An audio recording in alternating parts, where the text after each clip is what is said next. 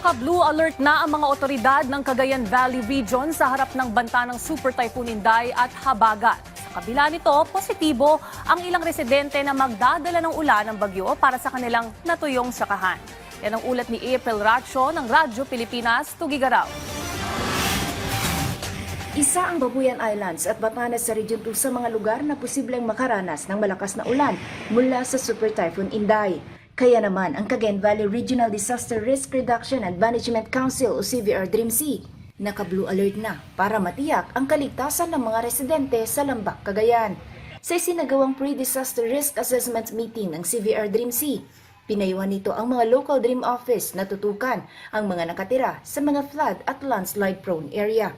I advise all the local DRM office natin to look into the tide and current in this kind of scenario. I-alert na natin yung pag-evacuate, preemptive evacuation doon sa mga lugar na flood-prone and landslide-prone area. Bukod sa preemptive evacuation, nagkusa na rin ang mga residente na ilipat ang kanilang mga bangkang pangisda na nasa coastal area patungo sa mas ligtas na lugar. Pagdating naman sa pangangailangan ng mga maapektuhan ng bagyo, nakastandby na ang mahigit 200 million pesos na halaga ng relief resources gaya ng family food packs at non-food items. Pero sa kabila ng masamang epekto na dala ng Super Typhoon Inday sa ilang lugar, positibo naman sa ilang residente at magsasaka ang inaasahan nilang ulan mula sa bagyo, lalo na sa mga dam at mga sakahang apektado ng tagtuyot.